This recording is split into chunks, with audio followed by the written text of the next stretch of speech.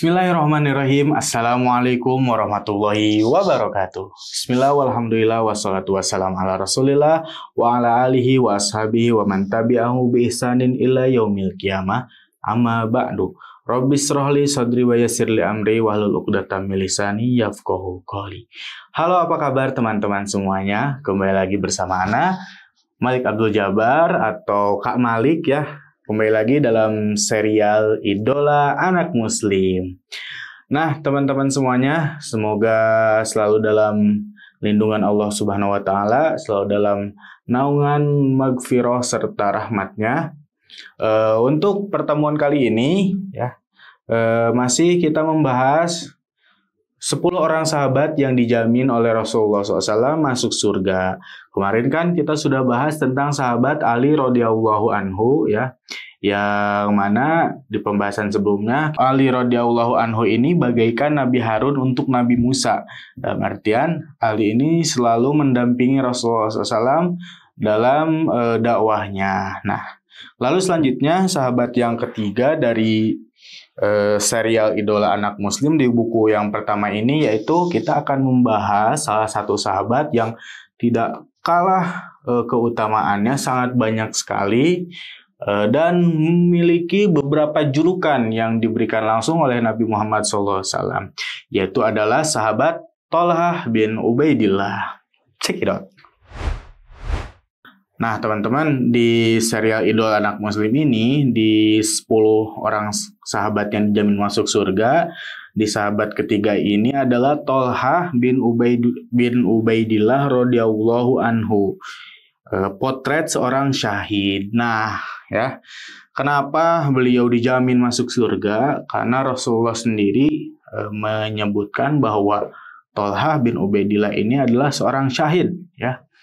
Yang mana kita ketahui orang yang syahid itu adalah orang yang meninggal atau wafat ketika di medan perang, terbunuh di medan perang ya. Yang mana ketika ada orang atau seorang muslim yang terbunuh di medan perang, ia tidak perlu dikafani, tidak perlu dimandikan ya. Jadi dibiarkan saja dengan luka yang ada lalu dimakamkan, dan itu tidak dihisab ya, langsung dijamin masuk surga. Nah, itu jaminan orang yang meninggal syahid ya, terbunuh dalam peperangan. Jaminannya adalah surga dari Allah Subhanahu wa Ta'ala. Nah, sahabat Rasulullah ini Thalhah bin Ubaidillah adalah seorang syahid ya. Yang mana dalam satu riwayat dikatakan Thalhah bin Ubaidillah ini adalah orang syahid ya, sahabat yang syahid yang masih berjalan di muka bumi. Dalam artian sahabat yang syahid tapi ia masih hidup ya.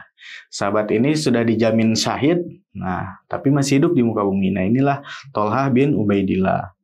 Oke, nama lengkapnya Thalhah adalah Thalhah bin Ubaidillah bin Utsman bin Amr bin Ka'ab bin Sa'ad bin Taim bin Murrah bin Ka'ab bin Lu'ay bin Ghalib bin Fihr bin Malik bin Nadar bin Kinanah al-Quraisy al-Makki ya. Dia tergolong muslim pertama.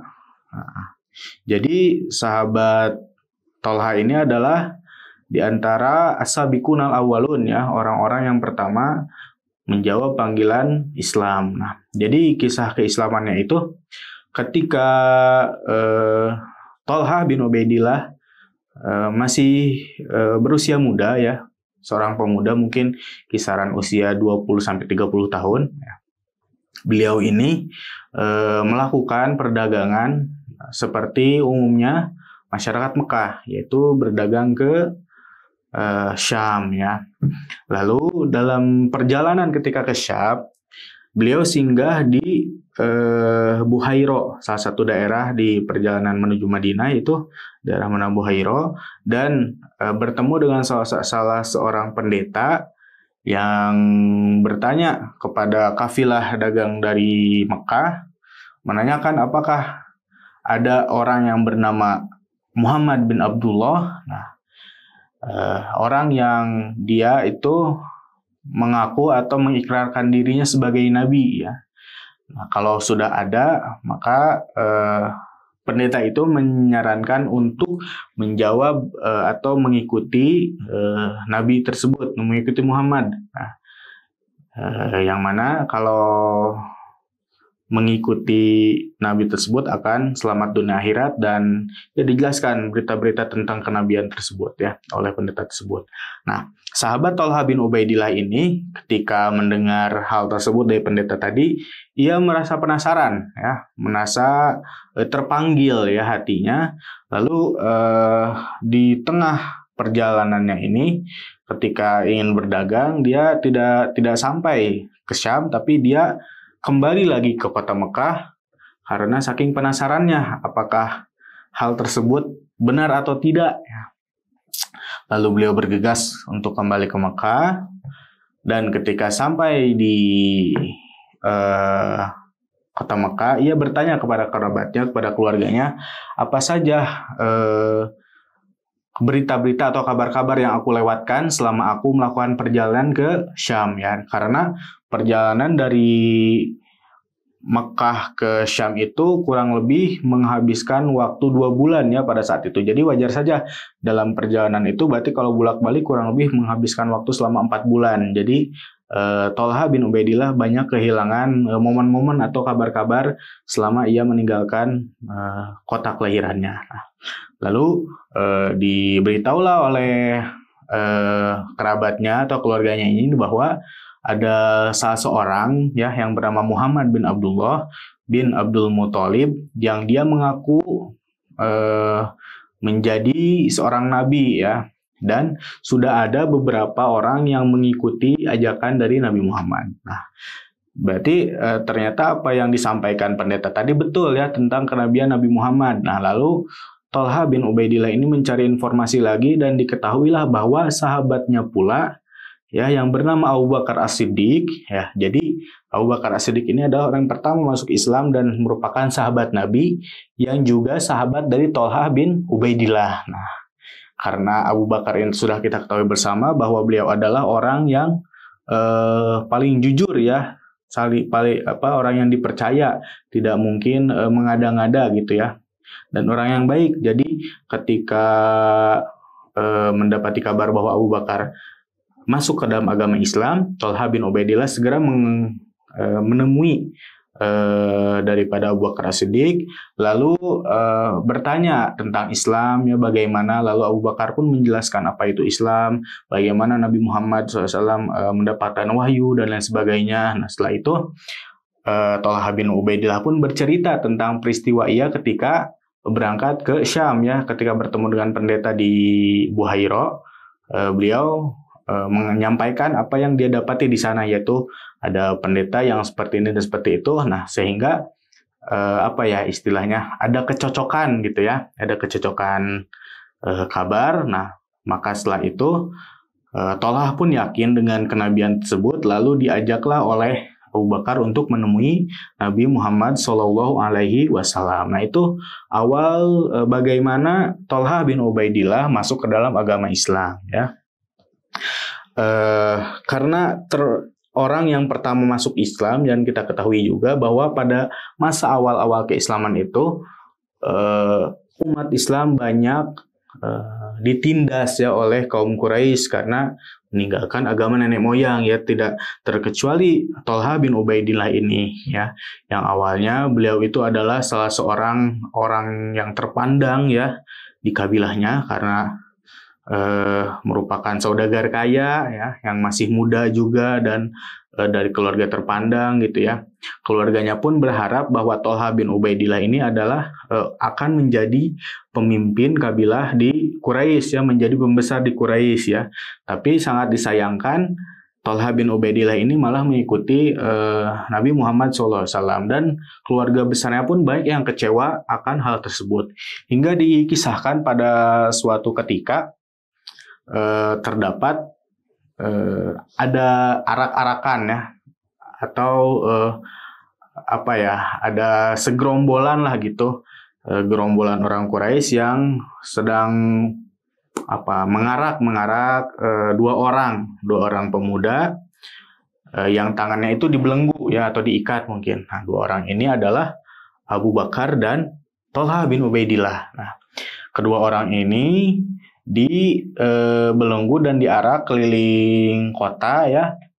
Dan ada salah satu wanita tua yang ikut mengarak pemuda itu, dua pemuda tadi, dan bahkan melempari salah satu pemuda ya.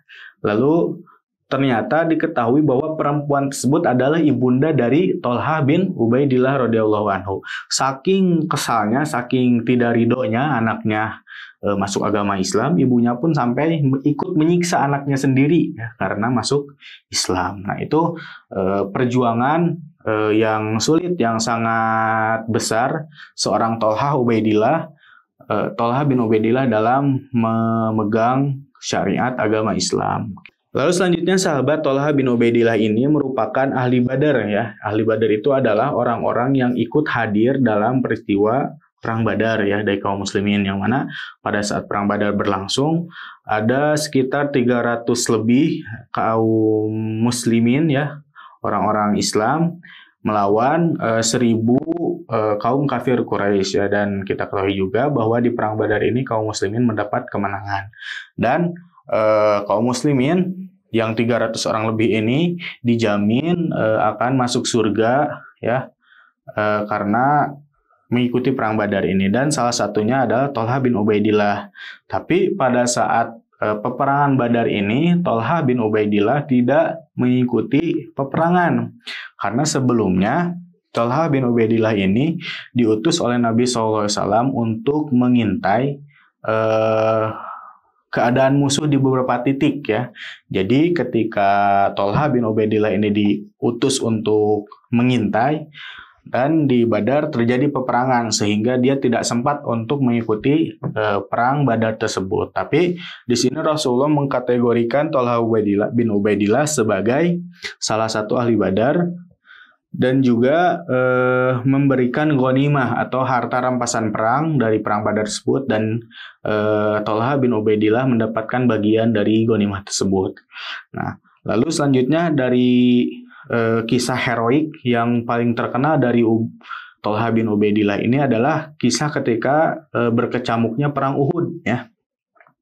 Yang mana Abu Bakar As-Siddiq radhiyallahu anhu sendiri berkomentar, ketika ia mengingat peristiwa Badar, maka ia berucap ketika peristiwa Uhud ya. Peristiwa Uhud adalah harinya Tolha bin Ubaidillah, karena saking heroiknya sosok Tolha ini, saking man of the match mungkin ya, saking orang yang paling berjasa sekali di perang Uhud ini, yaitu ketika perang Uhud terjadi, peristiwanya itu ketika perang Uhud terjadi, yang mana pada awal-awal peperangan kaum muslimin itu berada dalam kemenangan ya, karena strateginya pada saat itu Rasulullah memerintahkan beberapa orang pemanah untuk berada di area Uhud ya, di Gunung Uhud sendiri, untuk menghalau pasukan dari kaum kafir Quraisy. Nah, dengan strategi tersebut kaum muslimin sempat menang ya, dan instruksi Rasulullah agar orang yang di bukit ini atau di gunung ini tidak berpindah posisi, tetap di situ saja, bagaimanapun keadaannya harus tetap di situ. Nah, tapi ketika itu ya, karena melihat kaum kafir Quraisy dalam keadaan kocar-kacir ya, sudah pada mulai kalang kabur ya dari peperangan. Nah, mereka yang di gunung ini mengira bahwa kaum muslimin sudah menang, sehingga mereka turun untuk mengambil ghanimah ya yang ditinggalkan oleh para kaum kafir Quraisy. Nah, ketika mereka turun ya, lalu di belakang Uhud ini ada pasukan dari Khalid bin Walid, yang mana pada saat itu Khalid bin Walid belum masuk Islam. Nah, jadi pasukan Khalid bin Walid menyerang dari belakang ya. Kaum Quraisy ini menyerang dari belakang kepada kaum muslimin, dan bahkan yang tadinya kaum kafir Quraisy yang kabur pun balik lagi untuk menyerang kaum muslimin. Jadi keadaannya kaum muslimin ini terhimpit ya diserang dari dua arah oleh kafir Quraisy sehingga berbalik keadaan yang tadinya menang menjadi terdesak dan diambang kekalahan ya. Nah, pada saat itu karena saking terdesaknya Rasulullah pun banyak diincar oleh orang-orang Quraisy untuk dibunuh ya. Sehingga beberapa orang sahabat melindungi Rasulullah Shallallahu alaihi wasallam ya. Nah, kalau dalam riwayat dijelaskan ada yang menyebutkan 12 atau 10 orang ya sahabat yang melindungi Rasulullah SAW itu. Di antaranya yaitu adalah Thalhah bin Ubaidillah. Nah, dari 10 atau 12 orang ini satu persatu berguguran dalam rangka melindungi Rasulullah SAW. Nah, hingga pada akhirnya tersisa hanya seorang saja yaitu Thalhah bin Ubaidillah yang melindungi Rasulullah SAW. Yang mana yang lainnya sudah berguguran, sudah wafat terbunuh ya. Nah, Thalhah ini yang satu orang karena saking kuat, tangguh, pemberani ya dan gagah, ia melindungi Rasulullah SAW dan juga memerangi kaum Quraisy yang ingin menyerang atau membunuh Rasulullah. Nah, sampai-sampai saking dahsyatnya serangan tersebut, Rasulullah pun mendapatkan beberapa luka di tubuhnya ya. Nah, begitu pula dengan Thalhah bin Ubaidillah ya. Karena saking beratnya peperangan, ia pun kurang lebih mendapatkan 70 luka yang bersarang di tubuhnya. Bahkan diceritakan jari jemarinya pun sampai terputus karena mungkin ditebas ya oleh kaum kafir Quraisy, jari-jarinya sampai terputus dan terdapat luka sobekan yang sangat besar di paha sampai lutut Thalhah bin Ubaidillah. Nah, dan pada akhirnya karena pada saat itu ketika peperangan para sahabat yang lain berpencar gitu ya, masing-masing sibuk melakukan perangnya masing-masing, berdua masing-masing. Nah, kebetulan yang berjaga dengan yang menjaga Rasulullah hanya Thalhah bin Ubaidillah saja, sehingga sampai pada satu saat para sahabat sudah merapat ke Rasulullah atau menghampiri Rasulullah ya ketika mereka sudah selesai berperang. Nah, lalu Thalhah pun sampai pingsan dengan luka yang begitu banyak. Nah, dengan peristiwa tersebut ya, Abu Bakar menghampiri Rasulullah, lalu Rasulullah memerintahkan Abu Bakar untuk mencari Thalhah ya. Lalu ditemukanlah Thalhah yang sudah bersimbah luka ya dan dalam keadaan pingsan, lalu dibawa Thalhah ini kepada Rasulullah. Nah, lalu Rasulullah pun berkomentar bahwa ia adalah orang yang syahid dan berada di atas muka bumi. Dalam artian, ia sudah dihitung syahid meskipun dia masih hidup di bumi ini. Nah, seperti itu ya. Kisah heroiknya Thalhah bin Ubaidillah di peperangan Uhud. Lalu di antara keutamaan dari sahabat Thalhah bin Ubaidillah, di samping ia adalah seorang yang pemberani ya, dan pelindung Rasulullah SAW ketika perang Uhud, sampai Rasulullah menjuluki beliau itu adalah orang syahid yang masih berjalan di muka bumi, atau asyahid al-hayyu, orang syahid yang masih hidup ya. Dan juga dijuluki sebagai al-khair ya. Thalhah al-khair, yaitu Thalhah orang yang baik ya. Thalhah juga dijuluki sebagai Thalhah al-fayyad, yaitu Thalhah yang dermawan, yang gemar berbagi ya. Nah, dalam satu kisah diceritakan bahwa Thalhah ini, kan tadi sudah dibahas ya, bahwa Thalhah ini adalah seorang saudagar kaya raya ya, pengusaha sukses bahkan di usia mudanya, dan juga berasal dari golongan atau keluarga yang terhormat ya pada saat itu, sehingga kekayaan lumrah bagi dia ya. Tapi dia tawadu dan sering bersedekah, mensedekahkan harta yang ia miliki. Pernah suatu ketika tidak dikisahkan secara jelas harta ini dari mana, bisa jadi mungkin dari perdagangan yang berhasil ya, sehingga diceritakan bahwa beliau itu mendapatkan uang dirham kurang lebih sebesar 700.000 dinar dari Hadramaut ya. Hadramaut itu daerah Yaman ya mungkin kalau sekarang. Nah, beliau ini mendapatkan uang ya sebesar 700.000 dinar ya. Kalau mungkin dikonversikan sekarang itu kurang lebih sebesar 30 miliar rupiah lebih ya. Banyak sekali intinya mah, miliaran lah uang itu. Nah, ketika memiliki uang ini, punya uang ini, Tolha malah merasa bimbang, merasa tidak tenang hatinya ya.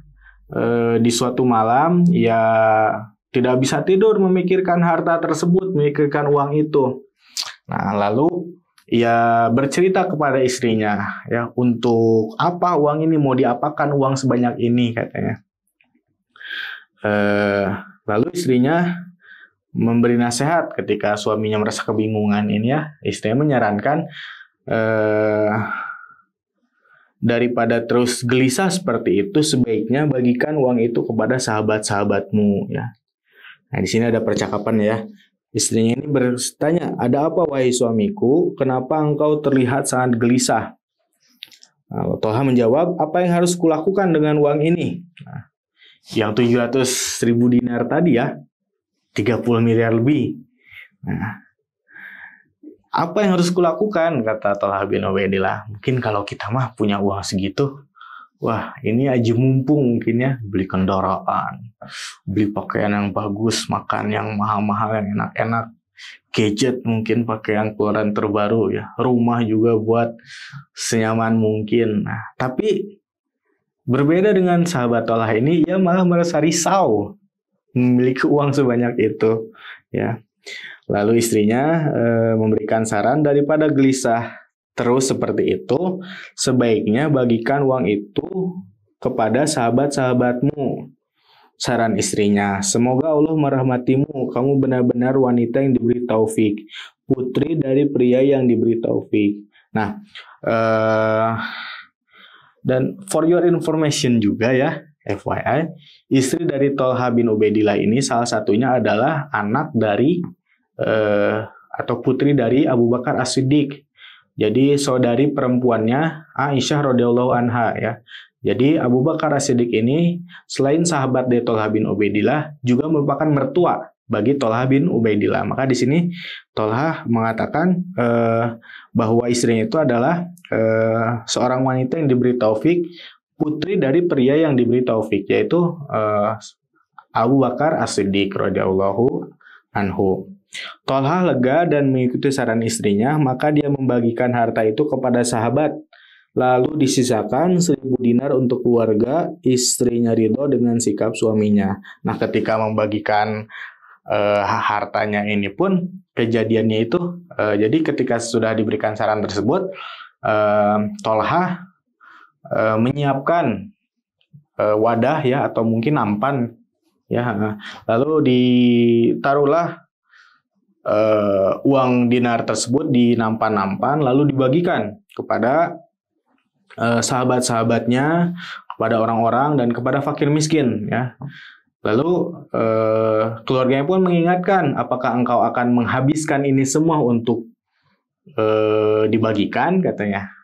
Lalu Tolha pun menjawab, "Oh iya, aku lupa, kenapa engkau tidak mengingatkan?" kayaknya. Lalu disisakanlah untuk keluarganya satu nampan, yang mana satu nampan itu berjumlah 1.000 dinar. Jadi yang disedekahkan itu kurang lebih 6.900 dinar kepada orang-orang, dan dia hanya memiliki 1.000 dinar ya. Kalau kita mungkin bayangkan ya, punya uang 700.000 rupiah, kita sedekahkan 690.000 ya, dan kita hanya memegang 1.000 rupiah. Mungkin kurang lebih seperti itu, tapi kayaknya nggak akan sih 700.000 dihabisin sendiri aja ya. Oke, lanjut. Nah, di antara kisah lain tentang kedermawanan dari sahabat Tolha bin Ubaidillah ini adalah pernah suatu ketika ada salah seorang Arab Badui ya yang datang kepada Thalhah bin Ubaidillah, yang mana Thalhah bin Ubaidillah, orang Badui tersebut dan Thalhah bin Ubaidillah masih mempunyai hubungan kekerabatan ya, yang mana orang Badui ini meminta tolong kepada Thalhah bin Ubaidillah untuk membantunya dalam hal perekonomian. Lalu Thalhah bin Ubaidillah pun menyarankan kepada orang tersebut agar mengelola tanah yang ia miliki, yang mana tanah tersebut diberikan oleh sahabat Utsman bin Affan. Nah, Thalhah berkata, aku diberikan tanah sebidang tanah oleh Utsman bin Affan, silahkan jika engkau mau pergunakan, gunakan saja dan hasilnya boleh diambil. Atau engkau jual tanah itu dan tanahnya, hasil penjualannya engkau gunakan. Lalu memberikan beberapa opsi kemudahan ya kepada orang Badui tersebut. Lalu orang Badui ini berkata, mungkin karena keadaan juga, ia hanya ingin uangnya saja ya, bantu aku dengan uang saja, karena gitu, minta cash aja gitu ya. Lalu Thalhah pun seketika menawarkan tanah tersebut ya untuk dijual, dan ketika sudah laku memberikan seluruh hasil penjualannya kepada orang Badui tersebut. Nah, betapa mulianya ya sahabat Thalhah bin Ubaidillah ini ketika dia mendapatkan sebidang tanah ya yang berpotensi sekali ya untuk dikembangkan sebidang tanah ini, mungkin untuk pertanian atau dibuat properti ya, mungkin kalau sekarang dibuat rumah atau sebagainya. Nah, ia malah menawarkan tanah tersebut untuk dikelola, yang hasilnya dia tidak nikmati sama sekali ya, atau bahkan silahkan dijual tanah tersebut dan digunakan uangnya. Nah, malah ia memberikan hal yang lebih mudah, yaitu menjualkan tanah tersebut dan hasil penjualannya diberikan kepada orang lain. Nah, itulah kenapa sahabat Thalhah bin Ubaidillah dijuluki Thalhah Al-Fayyad ya, karena saking dermawannya beliau ini ya, ia tidak segan-segan mensedekahkan hartanya ya. Lalu selanjutnya sampailah kita di penghujung kisah tentang sahabat Thalhah bin Ubaidillah ini, yaitu kisah wafatnya beliau ya. Beliau tentunya wafat sebagai syahid ya, sebagaimana yang sudah dijanjikan oleh Nabi Muhammad SAW bahwa beliau adalah seorang yang syahid ya. Dan begitu pun ia wafat terbunuh dalam suatu peperangan. Thalhah bin Ubaidillah ini wafat di masa kekhalifahan Ali bin Abi Thalib ya. Thalhah bin Ubaidillah mati syahid atau meninggal sebagai syuhada, orang syahid ketika berjuang di barisan salah satu kaum muslimin dalam perang Jamal. Nah, jadi Thalhah ini wafat ketika perang Jamal ya, yang mungkin bisa diceritakan secara ringkas.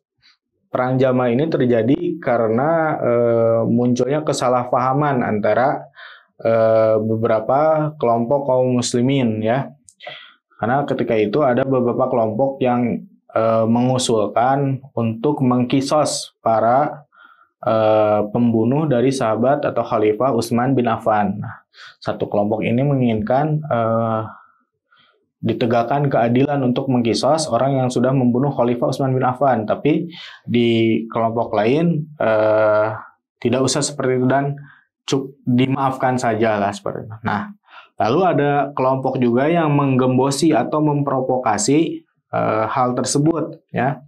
Jadi perang Jamal ini kisahnya ketika Thalhah, Zubair dan Aisyah membaiat Ali bin Abi Thalib menjadi khalifah di kota Madinah ya.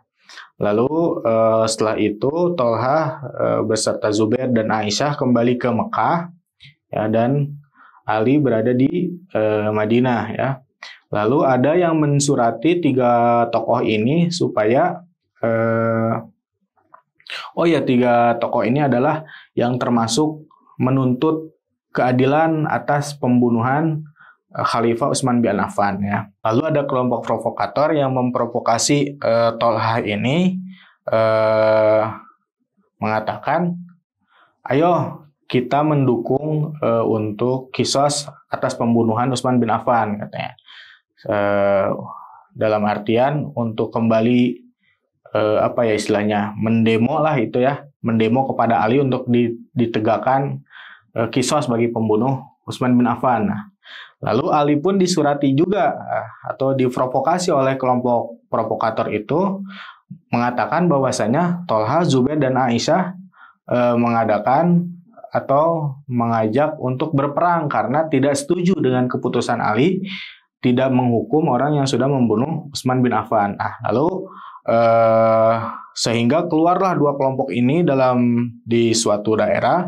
Lalu terjadilah peperangan yang peperangan tersebut terjadi karena salah paham, ya, itu murni salah paham yang tentunya diprovokasi oleh oknum-oknum yang zalim, ya, tentunya. Lalu terjadilah peperangan hingga sahabat Tolha bin Ubaidillah ini terbunuh, ya. Jadi ketika perang pun Tolha dan Zubair ini melihat itu kaum muslimin gitu, bukan musuh. Bahkan melihat di sana itu di kelompok Ali itu ada Ammar bin Yasir, ya, yang mana sebelumnya Rasulullah SAW pernah bersabda bahwasanya Tolha dan Zubair ini akan memerangi Ammar bin Yasir, dan posisi Tolha dan Zubair ini berada dalam posisi yang salah, gitu. Jadi pihak yang benar ini adalah pihak Ali, gitu, ya. Jadi ketika dalam perang tersebut Tolha melihat, oh, di sana ada Ammar bin Yasir, ya, berarti kita ini memerangi Ammar bin Yasir, gitu kan, sehingga memerangi kelompok Ammar bin Yasir, yang mana sebelumnya Rasulullah bersabda bahwa mereka itu akan memerangi Ammar bin Yasir dan mereka dalam posisi yang salah. Berarti ini momennya sudah terjadi, gitu, ya. Jadi mereka menyadari bahwa mereka itu dalam posisi yang salah, gitu, ya. Lalu Ali pun dari pihak sana, dari pihak yang melawan Tolha, ya, melihat kepada Tolha dan Zubair, mereka ini tidak melakukan perlawanan, hanya menangkis serangan-serangan, ya, terutama tembakan panah, ya, yang mereka hanya menangkis saja, tidak melakukan penyerangan balik, ya, gitu. Dan Ali pun melihat mereka berdua ini menghindar dari peperangan, menjauh, atau ya tidak melanjutkan peperangan, gitu, ya. Lalu Ali pun menghampiri mereka, ya, dan mengingatkan akan hadis dari Nabi tersebut. Lalu setelah itu mereka bertiga pun berpisah, dan qadarullah pada saat itu oknum, ya, dari provokator tersebut memburu Tolha dan Zubair, sehingga Tolha wafat terkena tembakan panah yang beracun, ya, di lututnya, sehingga beliau terluka dan wafat seketika di peperangan tersebut. Itulah akhir kisah dari sahabat yang sangat mulia Tolha bin Ubaidillah, seorang syahid yang berjalan di muka bumi, seorang yang dermawan, ya, dan juga seorang yang pemberani, ya. Ia wafat secara syahid di perang Jamal. Dan juga salah satu fadilah dari sahabat Tolha bin Ubaidillah ini diceritakan, ya, karena beliau syahid juga, ya, wafatnya kan. Jadi setelah berlalu dari peristiwa perang Jamal tersebut, ya, sudah bertahun-tahun yang berlalu, sahabat dari Tolha ini, ada seseorang sahabat Tolha bin Ubaidillah bermimpi bertemu dengan Tolha bin Ubaidillah. Dalam mimpinya itu Tolha berkata kepada sahabatnya ini agar tolong sampaikan kepada putrinya, yaitu putrinya ini bernama Aisyah binti Tolha, menyampaikan agar memindahkan jasadnya dari makamnya yang sekarang, ya, dari kuburan yang sekarang. Beliau dimakamkan di Basroh, ya. Beliau meminta jenazahnya ini untuk dipindahkan karena di makamnya tersebut, di daerah yang Tolha dikuburkan di situ, sering terjadi banjir, ya, dan tidak bagus untuk jadi tanah kuburan, gitu, ya. Lalu dalam mimpinya Tolha berpesan seperti itu. Lalu sahabatnya ini menyampaikan pesan tersebut kepada putri Tolha, Aisyah binti Tolha, ya. disampaikan pesan tersebut, lalu Aisyah pun melakukan apa yang diperintahkan atau apa yang disampaikan sahabat ayahnya dalam mimpi tersebut, ya, yang mana sahabat ayahnya pun ia yakin adalah orang yang bisa dipercaya gitu. Lalu Aisyah pun menyuruh beberapa orang untuk memindahkan makam ayahnya. Dan ketika dilakukan prosesi pemindahan jenazahnya itu ditemukan bahwa jasad dari Thalhah bin Ubaidillah masih utuh, seperti keadaan beliau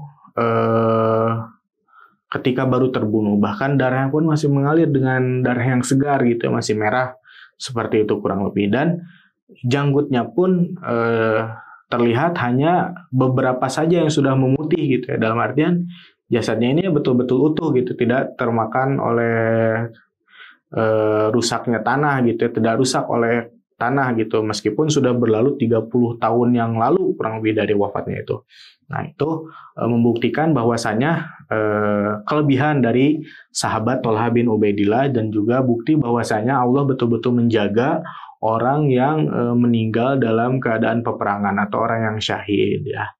Nah, itu saja mungkin teman-teman ya, apa yang dapat kami sampaikan dari kisah 10 sahabat yang dijamin masuk surga, yaitu salah satunya sahabat Thalhah bin Ubaidillah. Jika ada salah-salah ucapan, salah-salah kata, atau perilaku yang tidak berkenan di hati pemirsa semuanya, mohon dimaafkan ya, dan semoga kita semua dapat mengambil ibrah dan faidah dari kisah sahabat Thalhah bin Ubaidillah ini. Akhirul kalam, subhanakallahumma bihamdik, asyhadu an la ilaha illa anta, astaghfiruka wa atubu ilaik. Wassalamualaikum warahmatullahi wabarakatuh.